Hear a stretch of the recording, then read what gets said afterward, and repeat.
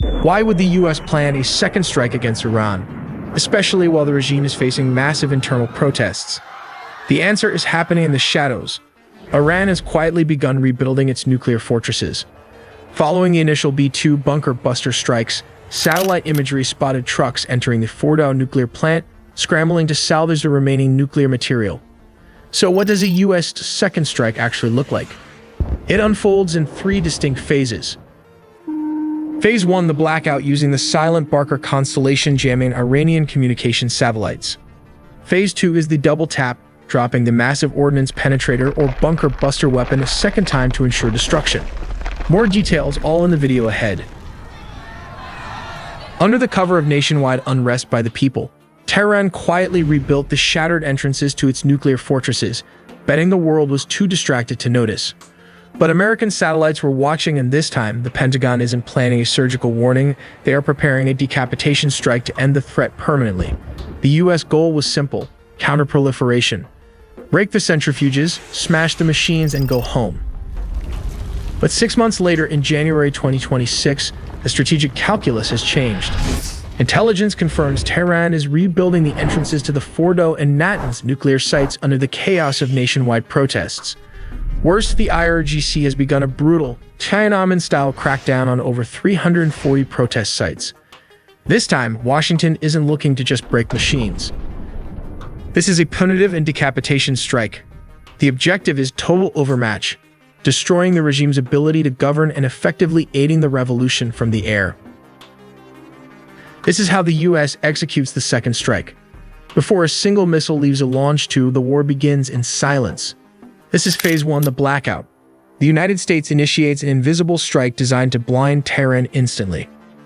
Hide above, Space Force operations, likely utilizing the classified silent Barker constellation, begin jamming Iranian communication satellites. In seconds, the link between the Central Command in Tehran and the provincial IRGC commanders is severed. Simultaneously, US Cyber Command triggers pre-planted malware within Iran power grid, a digital weapon similar to the rumored Nitro Zeus program.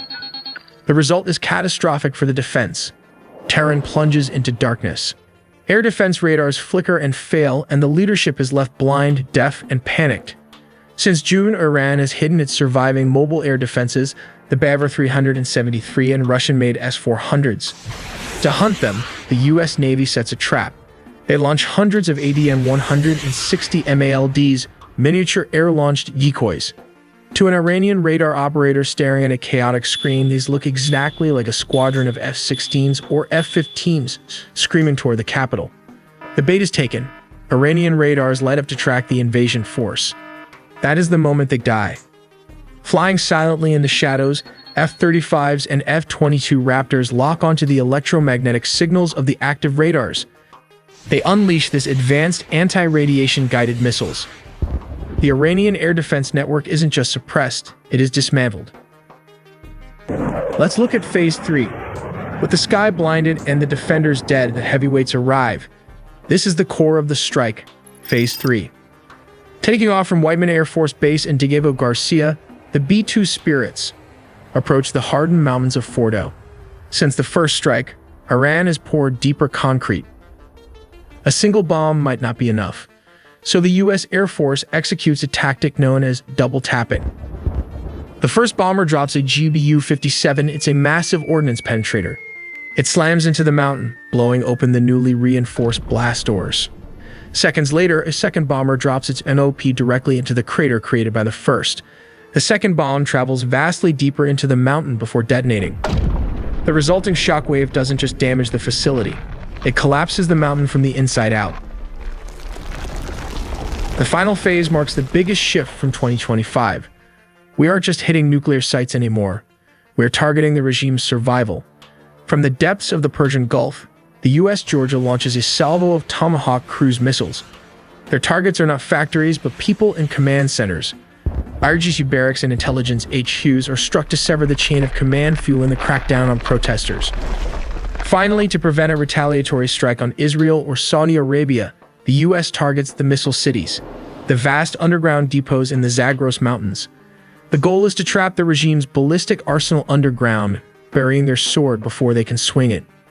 The second strike is designed to be the final word, By combining cyber warfare, space dominance, and the heaviest conventional ordnance on Earth, the US creates a scenario of total overmatch. But here's the question. The B-2 Spirits already hit these targets during Operation Midnight Hammer. So why do we need a second strike? The reason is simple. Intelligence shows they moved critical nuclear material out of the bunkers before and after the first strike occurred. So let's go back and recap exactly what happened during Operation Midnight Hammer.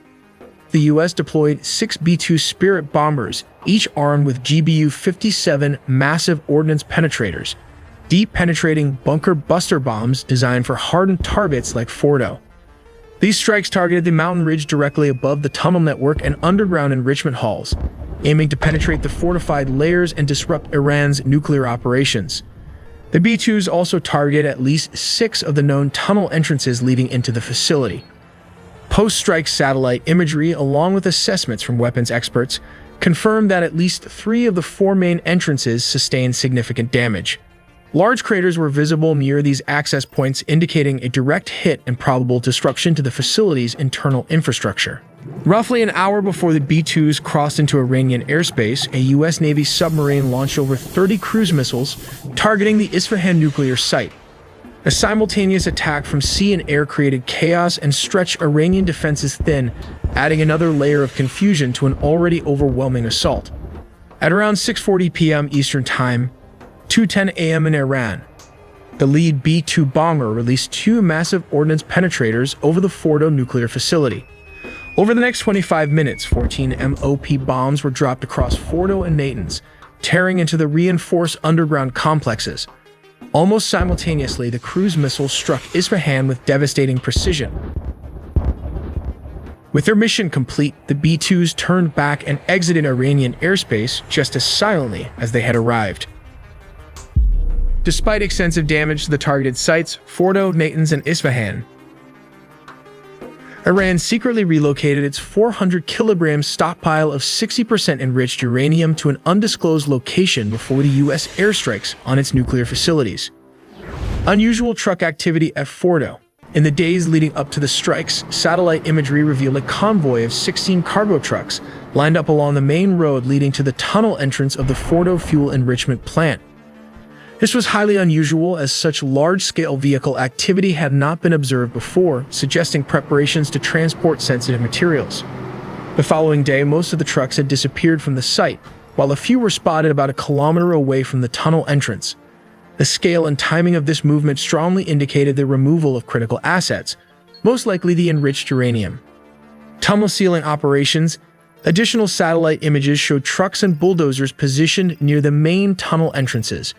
Some vehicles appeared to be involved in sealing off the tunnels, likely in an effort to prevent inspection or further attacks. These actions suggest a coordinated effort to secure or hide what had been stored inside. According to the International Atomic Energy Agency and U.S. intelligence, the underground enrichment halls and tunnel entrances sustained very significant damage.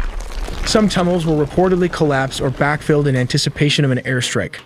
Above-ground infrastructure, including power systems and facilities linked to uranium conversion and metal production, was heavily damaged or destroyed.